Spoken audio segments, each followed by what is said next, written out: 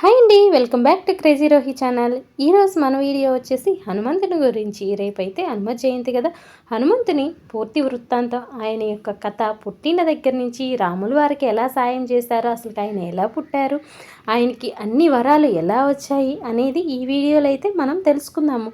ఇవన్నీ వచ్చేసి మా ఊరి ఆంజనేయ స్వామి గుళ్ళో తీసిన పిక్స్ అనమాట. హనుమ జయంతి సందర్భంగా రోజు ఒకలాగా రెడీ చేస్తున్నారు హనుమంతుల వారిని. ఈరోజు కలశాలన్నీ రెడీ చేశారు, రేపు దేవుడి దగ్గర అందరితో అభిషేకం చేయించడానికి. ఆ పూర్తి వీడియో రేపైతే మీతో నేను షేర్ చేసుకుంటాను. ఈరోజైతే ఆంజనేయ స్వామి యొక్క ఫుల్ స్టోరీని వినండి. మీ అందరికి కనుక ఈ వీడియో నచ్చినట్లయితే ఒక చిన్న లైక్ ఇవ్వండి. మీ యొక్క లైక్ నా వీడియోకి ఎంతో ఉపయోగపడుతుంది. ఇప్పుడైతే మనం హనుమంతుల వారి స్టోరీలోకి వెళ్ళిపోదాము. హనుమంతుడు సీతారాముల దాసునిగా, రామభక్తునిగా, విజయప్రదాతగా, రక్షకునిగా, హిందూ ధర్మంలో అత్యంత భక్తి శ్రద్ధలతో కొలిచే దేవుడు ఆంజనేయుడు. హనుమాన్, బజరంగబలి, మారుతి, అంజనీసుతుడు వంటి ఎన్నో పేర్లతో హనుమంతుణ్ణి ఆరాధిస్తూ ఉంటాం మనం. దేశ విదేశాల్లో హనుమంతుని గుడి లేదా విగ్రహం లేని ఊరు ఉండదు. ప్రతి ఒక్క ఊరిలోనూ హనుమంతుని విగ్రహం అనేది మనం కంపల్సరీ చూస్తూ ఉంటాం. గుడిలాగా లేకపోయినా ఊరి చివర ఒక పెద్ద స్టాచ్యూ లాగా అయితే ఈ మధ్య ప్రతి ఊరిలోనూ పెడుతున్నాం కదా. వానర జాతి, ప్రాచీన కాలంలో ఒక వానర జాతి ఉండేది. ఆ వానర జాతి వారు మనుషుల్లాగాని నాగరికత కలిగి పట్టణాల్లో జీవించేవారు. పెళ్ళిళ్ళు చేసుకుని సంసారం కొనసాగించేవారు.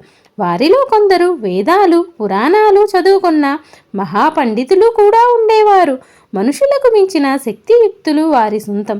వారికి ప్రత్యేకత ఏమంటే వెనక ఒక తోక ఉండేది. సభ్యత సంస్కారం కలిగిన వానరులకు ఒక రాజు ఉండేవాడు. అంటే పేరుకు వానరులైన మేధాశక్తిలో మనుషులకు ఏమీ తీసిపోని జాతి అన్నమాట. హిందూ మతంలో హనుమంతునికి ఎంతో ప్రాముఖ్యత ఉంది. ఆనాడు హనుమంతుడు లేకుంటే రాముడు రావణుడిని జయించడం చాలా కష్టం అయ్యేది కదా. హిందువులు ఎలా ఉండాలో, ధర్మాన్ని ఎలా రక్షించాలి అన్న హిందూ ధర్మానికి ప్రతీకి హనుమంతుడు. వివిధ గాథల ద్వారా హనుమంతుని జీవితం గురించి వివిధ గాథలు ప్రచారంలో ఉన్నాయి. ప్రధానంగా రామాయణంలో హనుమంతుడు శ్రీరాముని బంటుగానే ప్రస్తావించబడింది. కొన్ని పురాణాలు, ఉపనిషత్తులు, సాంప్రదాయ గాథలలో మరికొన్ని విషయాలు, కథలు ఉన్నాయి. ఇక జానపద సాహిత్యంలోనూ వివిధ స్థల పురాణాలలోనూ కొల్లలుగా గాథలు ఉన్నాయి. ఈ వ్యాసంలో ప్రధానంగా వాల్మీకి రామాయణం ఇతివృత్తమైన గాథ క్లుప్తంగా ఇవ్వబడుతుంది. సూర్యుణ్ణి పండు అని భ్రమపడిన హనుమంతుని గురించి తెలుసుకుందాము. హనుమంతునికి బాల్యమున అంజనాదేవి పెట్టిన పేరు సుందర పేరుకు అర్థము అందమైన అని అర్థము. పుంజిక స్థల అనే అప్సరస అంజన అనే వానరకాంతగా జన్మించెను. కేసరి అనే వానర వీరుడు ఆమెను పెళ్ళాడు. కేసరి అనే అతను చాలా బలవంతుడు. అతను మాల్యవంతం అనే పర్వతం మీద ఉండేవాడు. మాల్యవంతం అక్కడ ఉన్న పర్వతాలు అన్నింటిలోనూ శ్రేష్టమైనది. శంభసాధనుడని ఒక రాక్షసుడు యజ్ఞ యాగాదులకు భంగం చేస్తూ దేవఋషులను హింసించేవాడు. దేవఋషులు బలవంతుడిగా పేరుబడ్డ కేసరిని పిలిచి శంభసాధనుణ్ణి చంపమని ఆజ్ఞాపిస్తారు. మునుల కోరికపై శంభసాధనునితో యుద్ధం చేసి అతని నిర్జించి దేవఋషులకు పీడ తొలగిస్తాడు. సజ్జన స్వభావం గల అతనికి అంజని అనే భార్య ఉంది. వారు సంతానము కొరకు భక్తితో శివుని ఆరాధించిరి. అప్పుడు వాయుదేవుడు శివుని తేజమును పండు రూపములు అంజన కొసగను. అంజనకు జన్మించిన సుతుడే ఆంజనేయుడు. కేసరీనందనుడని వాయుదేవుని అనుగ్రహముతో జన్మించినందున వాయుసుతుడని కూడా ప్రసిద్ధుడయ్యను. పుట్టుకతోనే దివ్య తేజస్సు కలిగిన ఆ బాలుడిని అంజనీపుత్రుడు గనుక ఆంజనేయుడని పిలిచేవాడు. జన్మతః బలసంపన్నుడు అయిన ఆంజనేయుడు ఒకమారు ఉదయించుచున్న సూర్యబింబమును చూసి పండు అనుకుని తినుటకు ఆకాశమునకేగెను. అప్పుడు జరిగిన సంఘటనలో ఇంద్రుడు తన వజ్రాయుధంతో ఆ బాలుని దవడ హనుమపై కొట్టెను. అలా కొట్టడం వల్ల ఆ బాలుని దవడకు చొట్టబడిన దవడ కలిగిన వాడవడం చేత హనుమంతుడనే పేరు వచ్చింది. తన కొడుకు దెబ్బ తిన్నందుకు ఆగ్రహించి వాయుదేవుడు వీచడం మానివేశాడు. అప్పుడు బ్రహ్మాది దేవతలు హనుమంతునికి అనేక వరాలు ఇచ్చి వాయుదేవుణ్ణి శాంతింపచేశారు. ఆ తరువాత అధికంగా అల్లరి చేసే హనుమంతుణ్ణి మునులు శంపించడం వలన అతని శక్తి అతనికి తెలియకుండా అయింది. పూర్తి కథ చెప్తానని ఇలా ముక్కలు ముక్కలుగా చెప్తున్నాను అనుకుంటున్నారా?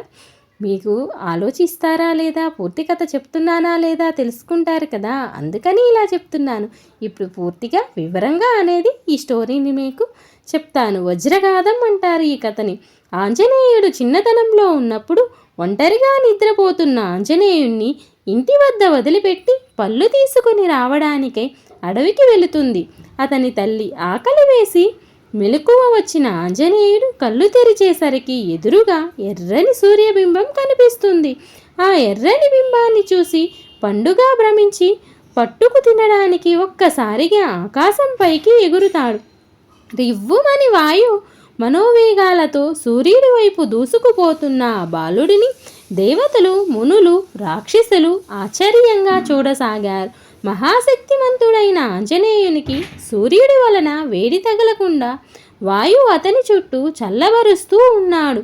సూర్యుడు కూడా ఒక్కసారిగా తన వైపుకు దూసుకొస్తున్న పిల్లవాడిని గమనించి పెద్దవాడైన తరువాత అనేక ఘనకార్యాలు చేసే మహత్తర వీరుడిగా గుర్తించి అతనికి వేడి తగలకుండా తన తేజస్సును తగ్గించుకున్నాడు. ఆ రోజు సూర్యగ్రహణం కావడం వల్ల సూర్యుడిని పట్టుకోవడానికి రాహువు వేగంగా సమీపిస్తున్నాడు. అతనికి అపరిమితమైన వేగంతో బాణంలా దూసుకు వస్తున్న హనుమంతుడు కనిపించాడు. ఆ పిల్లవాడి తేజస్సు ముందు రాహువు వెలవెలాపోయాడు. ఆంజనేయుడు రాహువుకు మరో రాహువులా కనపడ్డాడు. వెంటనే ఇంద్రుని వద్దకు వెళ్ళి తాను చూసింది చెప్పాడు. ఇంద్రుడు వెంటనే ఐరావతం ఎక్కి వజ్రాయుధం తీసుకుని రాహువుతో వచ్చి నిరుపమాన వేగంతో పోతున్న ఆంజనేయుడిని చూశాడు. వేగంగా వెడుతున్న ఆంజనేయుడికి ఐరావతం తెల్లగా ఒక పండులా కనిపిస్తుంది.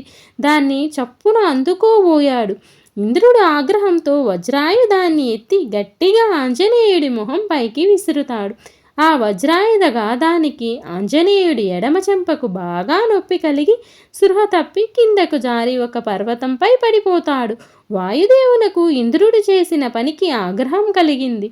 లోకాలలో గాలి లేకుండా ఉపసంహరించాడు. సకల ప్రాణులు ప్రాణవాయువు లేక దేహాలు స్తంభించిపోయాయి.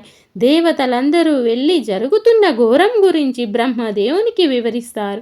బ్రహ్మ అంజనీదేవి వద్దకు వారిని వెంట పెట్టుకొని వెళతాడనమాట. ఆమె బాల హనుమంతులను ఒడిలో పెట్టుకొని పెద్దగా ఏడుస్తూ ఉంటుంది. బ్రహ్మను చూసి వాయుదేవుడు పాదాలకు నమస్కరిస్తాడు. బ్రహ్మ అతడిని దీవించి తన హస్తాలతో బాలహనుమను ఒక్కసారిగా నిమురగానే అతని శరీరంపై గాయాలన్నీ మాయమైపోతాయి. దేహం ప్రకాశవంతమైపోతుంది. బ్రహ్మ స్పర్శలోని మహత్తు వల్ల అతడు నిద్రలోంచి లేచిన వాడి వలె లేస్తాడు. వాయుదేవుడు సంతోషించి తిరిగి గాలిని లోకాలలోకి పంపించి ప్రాణులను రక్షిస్తాడు. లోకంలో వ్యవస్థ మళ్ళీ సక్రమంగా పనిచేయడం జరుగుతుంది. గాలి లేకపోతే మన జీవరాశులు దేవుళ్ళ ఎవరైనా కష్టమే కదండి. అందుకని గాలిదేవుడు కోపాన్ని సంహరించుకుంటాడు. అప్పుడు బ్రహ్మదేవతలందరినీ ఆంజనేయునికి వరాలు ఇవ్వాల్సిందిగా కోరుతారు. ఇంద్రుడు పద్మమాలికనిచ్చి తన వజ్రాయుధం వల్ల హనుమంతుడు గాయపడ్డాడు కావున హనుమంతుడిగా పిలువబడతాడని, వజ్రాయుధం వల్ల కూడా అతనికి మరణం ఉండదని చెప్తాడు. సూర్యుడు తన తేజస్సులో 100వ వంతు భాగాన్ని ఇచ్చి సకల శాస్త్రాలు నేర్పిస్తానన్నాడు. వరుణుడు నీటి వల్ల మరణం సంభవించదన్నాడు. యముడు తన కాలదండం ఇతనిని ఏమీ చేయదని, మృత్యువు లేదని వరం ఇవ్వగా కుబేరుడు, ఈశానుడు, విశ్వకర్మ కూడా వరాలిస్తారు. బ్రహ్మ చిరాయువునిచ్చి బ్రహ్మాస్త్రం ఇతనిని కట్టిపడవేయలేదని మాటిస్తాడు. శత్రువులకు భయాన్ని, మిత్రులకు దోషాన్ని ఇస్తాడని చెప్పి కామరూపం ధరించగలవాడని అని దీవించి దేవతలని వెంట పెట్టుకొని తిరిగి బ్రహ్మలోకం వెళ్ళిపోతాడు బ్రహ్మదేవుడు. విద్యాభ్యాసం. హనుమంతుడు సూర్యుని వద్ద విద్యాభ్యాసం చేశాడు. సూర్యుడు గగనతలంలో తిరుగుతూ ఉంటే ఆయన రథంతో పాటు తాను ఎగురుతూ విద్య నేర్చుకుని హనుమంతుడు సకల విద్యలలోనూ వ్యాకరణంలోనూ పండితుడయ్యాడు. నవవ్యాకరణాలలో మహాపండితుడని హనుమంతునికి పేరు. వివాహితులకు మాత్రమే అర్హత ఉన్న కొన్ని విద్యలు నేర్చుకోవడానికి అనుకూలంగా సూర్యుడు తన కూతురు సువర్చలను హనుమంతునికిచ్చి వివాహం చేశాడని, అయినా హనుమంతుని బ్రహ్మచర్య దీక్షకు భంగం వాటిల్లలేదని కూడా కథ. హనుమంతుడు మహాశక్తిమంతుడు, బలశాలి అయిన సహజ సిద్ధమైన వానర లక్షణాల వల్ల కొంటె పిల్లవాడుగా మారి అల్లరి చేసేవాడు. మునుల నారచీర్యలను చింపివేయడం, అగ్నిహోత్రాలు ఆర్పివేయడం చేస్తూ వారిని విసిగించేవాడు. అప్పుడు మునులు హనుమంతుని శక్తి అతనికి తెలియకుండా పోతుందని శపించి, ఎవరైనా గుర్తు చేస్తేనే అతనికి తన శక్తి తెలిసి వస్తుందని అంటారు. అందువల్ల ఆగడాలు తగ్గి హనుమంతునికి చదువు ధ్యాస పట్టింది. గురుదక్షిణగా సూర్యుని కొడుకు సుగ్రీవునకు మంత్రిగా ఉండడానికి హనుమంతుడు అంగీకరించాడు. సుగ్రీవుడు అతన్ని వాలి కిష్మిందలో ఉన్న వానరులు ఉద్యోగం కోసం కిష్మిందకు వెళ్తారు. హనుమంతుల వారు విద్య ముగిసింది, ఇక ఉద్యోగం వెతుక్కోవాలి. అప్పుడు వానరులకు వృక్షరజనుడు రాజై కిష్మిందను రాజధానిగా చేసుకొని పాలించేవాడు. అతనికి 2 కొడుకులు, వాలి సుగ్రీవులు. వాలి రాజైన తరువాత సుగ్రీవునికి అంతరంగికుడుగా ఆంజనేయుడు పనికి కుదిరాడు. వాలి సుగ్రీవుల వైరం. వాలి సంపన్నుడు, రావణాసుడు అంతటి వాడే. అతని శక్తి ముందు తలవంచి స్నేహితుడిగా మారిపోతాడు. ఒకసారి మాయావి అనే రాక్షసుడు వాలితో యుద్ధం చేయడానికి వస్తాడు. ద్వంద్వ యుద్ధానికి ఆహ్వానిస్తాడు. వాలి సుగ్రీవులు అతని ముందుకొచ్చారు. వారిని చూడగానే మాయావికి పై ప్రాణాలు పైకే పోయాయి. భయపడి పారిపోయాడు. వాలి అతన్ని వదలక అనుసరించాడు. మాయావి ఒక బిలంలోకి దూరి మాయమవుతాడు. వాలి సుగ్రీవునితో, నువ్వు ఇక్కడే నా కోసం వేచి ఉండు, వాడెక్కడున్నా సరే వాడిని చంపిగాని తిరిగి రాను అని బిలంలోకి దూరాడు. 1 ఏడాది పాటు ఆ బిలం దగ్గరే గడిపాడు. ఇంతలో రాక్షసులు ఆర్తనాదాలు ఏరులై పారుతూ రక్తం బిలం నుంచి బయటకు వచ్చింది. సుగ్రీవుడు రాక్షసుల చేతిలో చనిపోయాడని భావించి వాలినే జయించిన రాక్షసుడు తిరిగి బయటకు వస్తే తమ జాతి మనుగడకే ప్రమాదమని భావించి బిలాన్ని ఒక పెద్ద రాతితో మూసి విచారిస్తూ కిష్మిందకు పోయి జరిగిన సంగతి చెప్పి వాలికి అంత్యక్రియలు చేస్తారు. వానర పెద్దలు సుగ్రీవుణ్ణి రాజు చేస్తారన్నమాట. కొన్నాళ్లకు బిలం ముందు ఉన్న రాయిని కాలితో తన్ని కిష్మిందకు వస్తాడు వాలి. అతనికి జరిగిన సంగతి సుగ్రీవుడు ఎంత చెప్పబోయినా వినకుండా అతన్ని చంపడానికి సిద్ధపడతాడు. వాలి ఇక అక్కడ ఉంటే ప్రమాదమని భావించి సుగ్రీవుడు అరణ్యాలకు పారిపోతాడు. తన జాడ వాలికి తెలిసినప్పుడల్లా వేరే తావుకు పారిపోయి తలదాచుకునేవాడు. అతని కష్టకాలంలో ఉన్న 4 మంత్రులలో హనుమంతుడు ఉన్నాడు. హనుమంతుడి మంత్రిత్వం. నిజానికి వాలి కంటే హనుమంతుడు బలవంతుడు. మునుల శాపం వల్ల తన బలం గుర్తురానందువల్ల అతను సుగ్రీవునితో పాటు అడవులలోకి పారిపోవలసి వస్తుంది. ప్రతిరోజు ప్రాణభయంతో విలపిస్తున్న సుగ్రీవుడితో ఒకరోజు ఇలా అన్నాడు. మీ అన్న ఒకసారి దుందుబి అన్న రాక్షసుడిని చంపాడు. వాలి అతన్ని ఎత్తిపడవేయగా ఋష్యశృంగ పర్వతం మీద తపస్సు చేస్తున్న మతంగ మహర్షి మీద ఆ కళేబరం పడింది. కోపంతో మతంగముని ఆ పర్వతానికి వాలి వస్తే తల పగిలి చస్తావని శపిస్తాడు. మీ అన్న అక్కడకు రాడు, మనం అక్కడ ఉండడం ఎంతో క్షేమమని హనుమంతుడు సుగ్రీవునికి చెప్పాను. ఆ సలహా సుగ్రీవునికి నచ్చింది. హనుమంతుడిని మెచ్చుకొని అక్కడ సుఖంగా ఉండసాగాడు. రామలక్ష్మణులతో స్నేహం చేస్తూ రామలక్ష్మణులు అడవిలో ఉంటుండగా సీతను రావణుడు అపహరించుకొని లంకకు తీసుకుని పోతాడు. ఆమె జాడకై వెతుకుతూ వాలి పర్వతాన్ని చేరుకుంటారు. వారిని చూసి వాలి తన కోసం 2 వీరులను పంపించాడని భావించి సుగ్రీవుడు హనుమంతుని వెళ్ళి సంగతి కనుక్కోమని కోరాడు. హనుమంతుడు భిక్షువుగా రూపం మార్చుకొని రామలక్ష్మణులకు అతిథి పూజ చేసి, అయ్యా, మీరు మహాపురుషులని చూస్తేనే తెలుస్తుంది, ధనుర్ధారులై ఇక్కడ సంచరించడానికి కారణం ఏమిటి? నేను సుగ్రీవుడి మంత్రిని, వానరుడని, కామరూప విద్య తెలిసిన వాడిని కావటాన ఈ రూపంలోకి మారాను. అందుకు రాముడు ప్రేమతో హనుమా అని పిలుస్తాడు. వెంటనే హనుమ రాముడికి పాదాభివందనం చేసి నిజరూపం ధరిస్తాడు. అప్పుడు రాముడు, చూసావా లక్ష్మణ, మనమే సుగ్రీవుని కలవాలని భావించాం. అతని దూత మన వద్దకు వచ్చాడు. ఇంతటి సంభాషణలో ఒక్క అపశృతి లేదు. మహావ్యాకరణ పండితుడని తెలుస్తుంది. ఎవరినైనా ఇట్టే మాటలతో ఆకట్టుకోగలడు అని మెచ్చుకొని తన వృత్తాంతమంతా చెప్తాడు. అలాగే హనుమంతుడు కూడా సుగ్రీవుని గురించి చెప్పి వారిద్దరినీ తీసుకుని సుగ్రీవునికి పరిచయం చేస్తాడు. హనుమంతుడు సీతాన్వేషణలో తాము సాయం అందించడానికి, అలాగే వాలిని వధించి సుగ్రీవుని రాజును చేసే విషయంలో రాముడు సహకరించడానికి ఒప్పందం చేసుకొని అగ్నిసాక్షిగా సుగ్రీవుడు రాముడు స్నేహితులయ్యారు. అనతి కాలంలోనే రాముడు వాలిని వధించి సుగ్రీవుడిని రాజును చేస్తాడు. రాజైన తర్వాత సుగ్రీవుడు భోగాలను రుచి చూసి రాముడికిచ్చిన మాటను మరచిపోగా లక్ష్మణుడు కిష్కింధకు వచ్చి హెచ్చరిస్తాడు. అప్పుడు సుగ్రీవుడు వానర వీరులను చేరపిలిచి ఒక్కొక్కరిని ఒక్కొక్క గుంపుకు నాయకుడిని చేసి ఒక్కొక్క దిక్కుకు పంపుతూ కొందరు వానర వీరులతో హనుమంతుడిని కిష్కింధ దిక్కుకు పంపాడు. 1 రోజుల గడువులో సీత జాడ కనుగొనాలని షరతు విధిస్తాడు. హనుమంతుడి దళంలో అంగదుడు కూడా ఉన్నాడు. అంగదుడు కిష్కింధకు యువరాజు. అలా వెళ్ళిన వారు చెట్టులు, పుట్టలు, అడవులు, కొండలు గాలిస్తూ అలసిపోతారు. సుగ్రీవుడు పెట్టిన గడువు 1 రోజులు ఇట్టే అయిపోయాయి. కానీ వారికి సీత జాడ మాత్రం తెలియలేదు. ఆకలి దప్పులతో కదలలేని స్థితికి చేరుకున్నారు. స్వయం ప్రభాదర్శనం.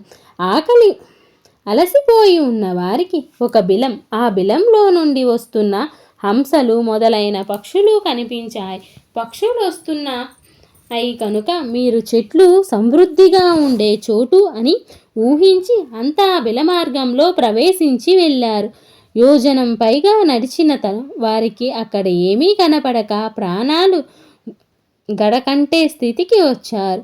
అలా దీనంగా ఉన్న వేళ వారికి ఒక అద్భుతమైన పూలగుత్తలు, విమానాలు, బంగారు సోపానాలు కలిగిన మణిమయ మండపాలు, స్వర్గవర్ణంతో ఉన్న తాబేళ్లు, చేపలు, నిర్మలమైన నీరు, పళ్ళు ఉన్న స్థలం కనిపిస్తుంది.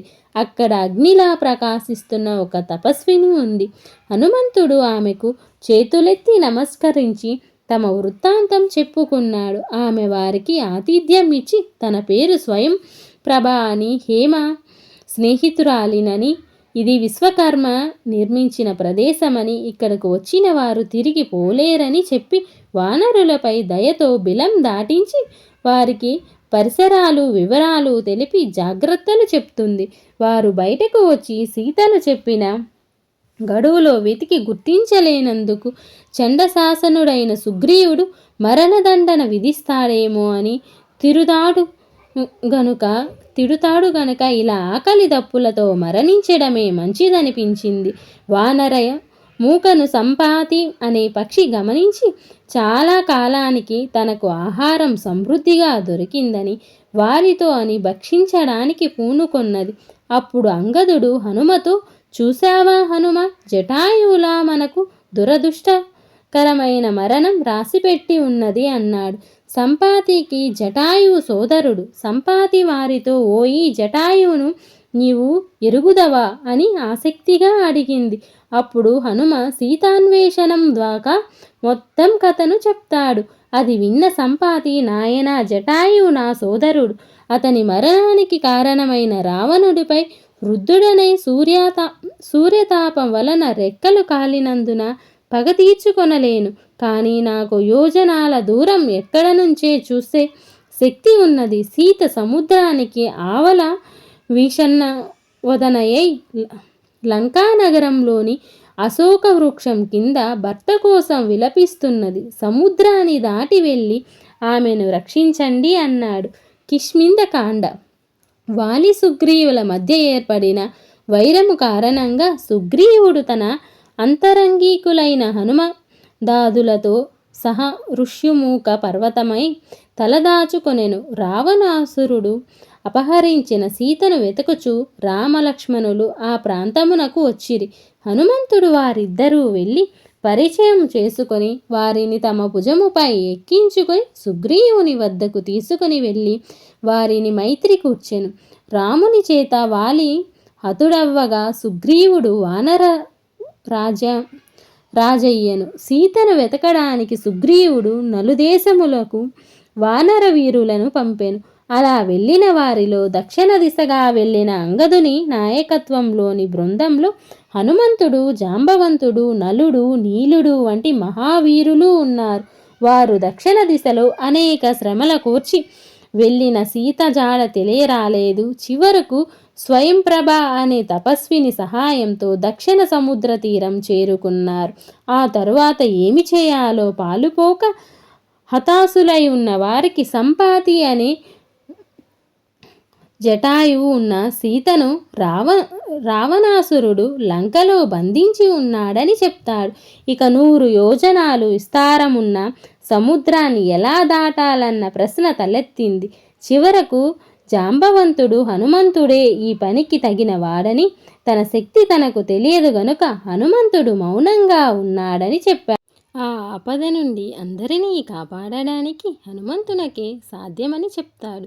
హనుమంతుడు పర్వకాల సముద్రంలా పొంగిపోయాడు. 100 ఆమడల వారాసిని గొప్పదంలా దాటేస్తానని, సీతను చూసి వస్తానని అందరికీ ధైర్యం చెప్పి మహేంద్రగిరి పైకెక్కాడు. సుందరాకాండ ప్రధాన వాక్యం సుందరాకాండ. హనుమంతుని కార్యదీక్ష సాఫల్యతలు సుందరాకాండలో పొందుపరచబడినాయి. సుందరాకాండ పారాయణం చేస్తే విఘ్నములు తొలగి కార్యములు చక్కబడతాయని, విజయాలు చేకూరుతాయని విస్తారమైన విశ్వాసం చాలామందిలో ఉంది. సుందరాకాండలో అనేక శ్లోకాలు ప్రార్థనా శ్లోకాలుగా వాడతారు. హనుమంతుడు సన్నద్ధుడై దేవతలకు మృక్కి మహేంద్రగిరిపై నుండి లంఘించాడు. దారిలో మైనాకుని ఆదిత్యాన్ని వినయంతో తిరస్కరించి సురస అనే నాగమాత పరీక్షను దాటి సింహిక అనే ఛాయాగ్రాహక రాక్షసిని సంహరించి రామ బాణముల లంకలో వ్రాలాడు. చీకటి పడిన తరువాత లంకినీని దండించి యముని అపూర్వ దృష్టి అయిన లంకలో ప్రవేశించి సీతను వెతకసాగాడు. చిన్న శరీరము ధరించి హనుమంతుడు రావణుణ్ణి మందిరములోను, పానశాలలోను, పుష్పక విమానములోను అన్ని చోట్ల సీతను వెతికినాడు. నిద్రించుచున్న స్త్రీలలో మండోదరిని చూసి సీత అని భ్రమించాడు. మరలా తప్పు తెలుసుకొని అన్వేషణ కొనసాగించాడు. సీతమ్మ జాడ కానక చింతించాడు. ఏమి చేయాలో తోచలేదు. ఊరకే వెనుకకు మరలి అందరినీ నిరాశపరచడానికి సిద్ధంగా లేడు. రామలక్ష్మణులకు, జానకి, రుద్రునకు, ఇంద్రునకు, యమునకు, వాయువునకు, సూర్యచంద్రులకు, మరుద్గుణములకు, బ్రహ్మకు, అగ్నికి, సకల దేవతలకు నమస్కరించి అశోకవనంలో సీతను వెతకడానికి బయలుదేరాడు. అక్కడు శిశుపావు వృక్షం క్రింద రాక్షసకాంతలచే పీడింపబడుతూ సింహముల మధ్యనున్న లేడివలి భీతయ్యై కృషించిన సీతను చూశాడు. జాడలేరిగి ఈమె సీతయే అని నిర్ధారించుకున్నాడు. అక్కడికి కామాతురుడైన రావణుడు వచ్చి ఆమెను బెదిరించి తనకు వశము కావలెనని ఆదేశిస్తాడు. శ్రీరాముని బాణాగ్నితో లంక భస్మము అగుట తథ్యమని సీత రావణునకు గట్టిగా చెప్పినది. 2 నెలలు మాత్రము గడువు పెట్టి రావణుడు వెళ్ళిపోతాడు.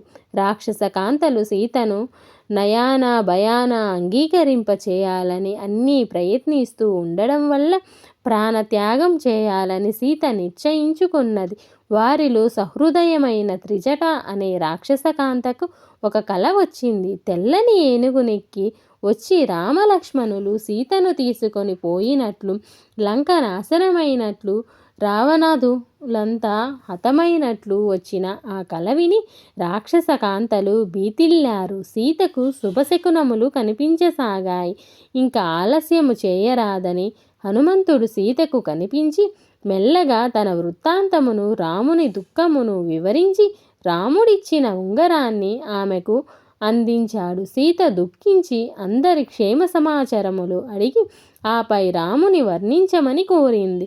హనుమంతుడు భక్తితో ఆజానుబాహుడు, అరవింద దళాయతాక్షుడు, శుభలగ్నములు గలవాడు, అనన్య సుందరుడు అయిన రాముని అతని సోదరుడైన లక్ష్మణుని వర్ణించగా విని సీత ఊరడిల్లినది. హనుమంతుని ఆశీర్వదించి తన చూడామణిని అనవాలుగా ఇచ్చింది. 2 నెలల్లో రాముడు తనను కాపాడకున్నా తాను బ్రతికనని చెప్పింది సీతమ్మ. ఇక హనుమంతుడు పనిలో పనిగా రావణునితో భాషించవలెనని, లంకను పరిశీలింపవలెనని నిశ్చయించుకొన్నాడు. వెంటనే ఉగ్రకారుడై వనమును అడ్డు వచ్చిన వేలాది రాక్షసులను, రావణుడు పంపిన మహావీరులను హతము చేసి కాలుని వలె మకర తోరణాన్ని అధిష్ఠించి కూర్చున్నాడు. చివరకు ఇంద్రజిత్తు వేసిన బ్రహ్మాస్త్రానికి వివసుడైనట్లు నటించి రావణుని వద్దకు వెళ్ళాడు. సీతమ్మను అప్పజెప్పి రాముని శరణు వేడి లంకను కాపాడుకోమని, ప్రాణాలు దక్కించుకోమని హితవు చెప్పాడు. రావణుడు ఉగ్రుడై హిమవంతుణ్ణి చంపమని ఆజ్ఞాపించగా విభీషణుడు అన్న అతిథిగా వచ్చిన వానరుణ్ణి చంపితే పాపం తగులుతుంది అని చెప్పగా రావణాసురుడు తోకకు నిప్పు పెట్టమని ఆదేశిస్తాడు. కాలిన తోకతో హనుమంతుడు లంకను దహించి మరొక్క మారు సీతను దర్శించి మరలా వెనుకకు ప్రయాణమై మహేంద్రగిరిపై వ్రాలాడు. చూచాను సీతను అని జరిగిన సంగతులన్నీ సహచరులకు వివరిస్తాడు. ఆపై అంతా కలిసి సుగ్రీవుడు రామలక్ష్మణులు ఉన్న చోటుకు వచ్చి సీత జాడను, ఆమె సందేశమును వివరిస్తారు. ఆపై చేయవలసినది ఆలోచించమని కోరుతారు. యుద్ధకాండ. హనుమంతుడు చేసిన మహోపకారానికి రాముడు ఇంతటి క్లిష్ట కార్యమును మరెవ్వరూ సాధించలేరు. మా అందరి ప్రాణములను నిలిపిన ఆప్తుడవు నీవు. నీ వంటి దూత మరొకరు లేరు. గాఢాలింగనము కంటే నీకు నేనేమి బహుమానము ఇవ్వగలను అని హనుమను కౌగలించుకొనెను. తరువాత అందరూ తర్కించి యుద్ధమునకు నిశ్చయించారు. లంకానగర స్వరూపాన్ని, భద్రత ఏర్పాట్లను వివరంగా రాముడికి హనుమంతుడు చెప్తాడు. శరణు జొచ్చిన విభీషణుణ్ణి మిత్రునిగా ఆదరించమని హనుమంతుడు సలహా ఇచ్చాడు. సరైన సమయము చూసి నీలుని నాయకత్వంలో బ్రహ్మాండమైన కపిసేన దక్షిణమునకు పయనమై సాగర తీరము చేరుకొన్నది. వానర వీరులకు రాక్షస సేనకు మధ్య మహాభీకరమైన యుద్ధం ఆరంభమైంది. ఆ యుద్ధంలో అనేక మంది రాక్షసులు హనుమంతుని చేతిలో మరణించారు. అలా హనుమ చేత నిహాతులైన రాక్షసులలో ధూమ్రాక్షుడు, ఆకంపనుడు, దేవాంతకుడు, త్రిశీరుడు, నికుంభుడు వంటి మహావీరులు ఉన్నారు. ఇంద్రజిత్ శక్తి అనే అస్త్రాన్ని ఉపయోగించగా దానిని అడ్డుకోవడానికి ప్రయత్నించి మూర్ఛిల్లిన లక్ష్మణుణ్ణి చూసి రాముడు రథం దిగి లక్ష్మణుని లేపడానికి వస్తాడు. విష్ణు అవతారమైన లక్ష్మణుడు భూమికి అతుక్కుపోయి బరువుగా అవుతాడు. రావణుడు లేపడానికి వంగినప్పుడు అప్పుడే సృహలోకి వచ్చిన హనుమంతుడు వేగంగా వచ్చి కడుపులో ఒక గుద్దు గుద్దుతాడు. అక్కడే మోకాళ్ళ మీద కూర్చున్నాడు రావణుడు. వెంటనే హనుమంతుడు లక్ష్మణుణ్ణి జాగ్రత్తగా పక్కకు తీసుకొని వస్తాడు. తరువాత రాముడు హనుమంతుని భుజాల మీద ఎక్కి రావణునితో యుద్ధం చేస్తాడు. కుంభకర్ణుడు కూడా హతమైన తరువాత ఇంద్రజిత్తు ప్రయోగించిన బ్రహ్మాస్త్రం వల్ల చాలామంది వానరులు హతులయ్యారు. రామలక్ష్మణులు మిగిలిన వానరసేన వివసులయ్యారు. వారిని విభీషణుడు, హనుమంతుడు వెతుకసాగారు. అప్పుడు జాంబవంతుడు కొద్దిగా తెలివి తెచ్చుకొని అంజనాకుమారుడు ఆంజనేయుడు చిరంజీవిగానే ఉన్నాడు గదా అని అడుగుతాడు. అలా అడిగినందుకు విభీషణుడు ఆశ్చర్యపడగా జాంబవంతుడు ఇలా అన్నాడు: హనుమంతుడు సంజీవుడుగానే ఉంటే వానరసేన చచ్చినా బతికి తీరుతుందన్న మాటే. దీనికి వ్యతిరేకంగా జరిగేవేమి మేము బ్రతికి ఉన్న మృతులమే. వేగంలో వాయువుతోనూ పరాక్రమంలో అగ్నితోనూ సరిసమానుడైన హనుమంతుడుంటేనే మాకు ప్రాణాలపై ఆశ ఉంది అని జాంబవంతుడు హిమాలయ పర్వతం మధ్యలో ఉన్న ఔషధీ పర్వతము మీది సంజీవని ఔషధులను తీసుకురమ్మని హనుమను కోరాడు. జాంబవంతుని కోరికపై హనుమంతుడు రామచంద్రునికి సాగరునికి నమస్కరించి తానే ఒక పర్వతంలా పెరిగి సుదర్శనంలా ఆకాశంలోకి దూసుకుపోయాడు. ఆకాశ మార్గాన సంజీవని పర్వతం మీదకి వెళ్ళి ఔషధుల కోసం వెతకసాగాడు. ఔషధులు కనిపించనందున హనుమ ఆ పర్వతాన్ని సమూలంగా ఎత్తిపట్టుకొని నింగిలో మరో సూర్యునులా యుద్ధరంగానికి వచ్చాడు. రామలక్ష్మణులు మిగిలిన వానరులు సృహలోకి వచ్చారు. విగతులైన వానరులు కూడా పునర్జీవితులైనారు. తరువాత మళ్ళీ పర్వతాన్ని తీసుకుని వెళ్ళి హనుమంతుడు యుద్ధ స్థానంలో ఉంచి వస్తాడు. తరువాతి యుద్ధంలో లక్ష్మణుని చేతిలో ఇంద్రజిత్తు మరణిస్తాడు. నాటి యుద్ధంలో రావణుని శక్తిని లక్ష్మణుడు మూర్ఛిల్లాడు. రాముడు దుఃఖితుడయ్యాడు. సుసేనుని కోరికపై హనుమంతుడు మరలా హిమాలయాలలో ఉన్న ఔషధుల పర్వతం సంజీవని తీసుకుని రాగా ఆ ఔషధులను ప్రయోగించి సుసేనుడు లక్ష్మణుని స్వస్థునిగా చేస్తాడు. మరుసటి రోజు రాముడు రావణాసురుల మధ్య పోటాపోటీగా అస్త్రాలు విడిచిన రావణుడు మరణించడం లేదని రాముడు ఆశ్చర్యానికి గురైనప్పుడు రావణుడి సోదరుడు విభీషణుడు రాముడి మరణం అతని నాభిలో ఉందని చెప్పగా రాముడు అస్త్రాన్ని వదిలినప్పుడు హనుమంతుడు వాయుదేవుడికి స్మరిస్తూ అస్త్రం నాభికి పోవాలని వేడుకుంటాడు. అలాగే జరుగుతుంది. రావణాసురుడు మరణిస్తాడు. యుద్ధానంతరం రాజ్యాభిషిక్తుడైన విభీషణుని ఆజ్ఞతో హనుమంతుడు లంకలో ప్రవేశించి సీతకు విజయం వార్త చెప్తాడు. సీత అగ్ని ప్రవేశానంతరం సీతారామ లక్ష్మణులు అయోధ్యకు వస్తారు. వైభవంగా పట్టాభిషేకం జరుగుతుంది.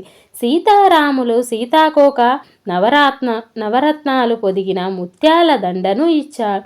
అప్పుడు సీత శ్రీరామచంద్రుణ్ణి ఇంగితం గుర్తించి ఒక జత గొప్ప విలువైన వస్త్రాలు, గొప్ప ఆభరణాలు హనుమంతునికిచ్చింది. అంతటితో తృప్తి తీరక ఆమె తన మెడలో ఉన్న ముత్యాల హారం తీసి చేతబట్టుకొని ఒకసారి రాముడిని మరొకసారి వానరుల్ని చూడసాగింది. సీత మనసు తెలుసుకున్న శ్రీరాముడు జానకి బలము, పరాక్రము, బుద్ధి ఉండి నీకు అమితానందం కలిగించిన వారికి ఆ ముత్యాల హారం ఇమ్ము అన్నాడు. మరుక్షణంలోని దాని సీతమ్మ తల్లి హనుమంతుని చేతిలో పెట్టింది. హారంలో హనుమంతుడు చంద్రకాంతి తగిలిన తెల్ల ముబ్బాల ప్రకాశించాడు. తరువాత హనుమంతుడు ఆ దండను పిచ్చిదండలా తుంచివేశాను. సభలోని వారందరూ ఆశ్చర్యపోయిరి. లక్ష్మణునికి కోపం వస్తుంది. ఆంజనేయ, నీవు ఏమి చేయుచుంటివి అని ప్రశ్నించెను. హనుమంతుడు మాత్రం శ్రీరాముడు లేని ఈ దండ నాకు అనవసరం అని పల్కెను. అప్పుడు లక్ష్మణుడు మరింత కోపోద్రోక్తుడై శ్రీరాముడు నీలో ఉన్నాడా అని ప్రశ్నించెను. శ్రీరాముడు మాత్రం అంతా ప్రశాంతంగా గమనించుచుండెను. అప్పుడు హనుమంతుడు తన హృదయమును చీల్చెను. అప్పుడు హనుమంతుని హృదయము నుండి కాంతివంతంగా సీతారాములు అగుపడిరి. అందరూ ఆశ్చర్యానందాలతో పరవశించిపోయి విన్నారు కదండి హనుమంతుల వారి యొక్క చరిత్ర. హనుమంతులు పుట్టిన దగ్గర నుంచి రాముల వారి పట్టాభిషేకం వరకు ఇందులో ఇంకా క్లుప్తంగా కావాలంటే కొన్ని విడివిడిగా అన్నీ మనం వానరుల యొక్క శక్తి, సీత యొక్క అశోకవనం గురించి, లంకిణిని దాటిన విషయం, అక్కడ లంకలో లంకా దహనం, ఇలాంటి విషయాలన్నీ మళ్ళీ మనం తెలుసుకుందాము. ఇంకొంచెం క్లుప్తంగా ఇంకొక వీడియో అయితే నేను మీతో షేర్ చేసుకోవడానికి ట్రై చేస్తాను. ఈ వీడియో మీ అందరికీ నచ్చిందని అనుకుంటున్నాను. మీ అందరికీ కనుక నచ్చినట్లయితే ఒక చిన్న లైక్ ఇవ్వడం మాత్రం అస్సలు మర్చిపోవద్దు. ఇంకా బాగా నచ్చినట్లయితే సబ్స్క్రైబ్ చేసుకోండి. Thank you for watching video. జై హనుమాన్, జై శ్రీమన్నారాయణ, జై సీతారామ లక్ష్మణ.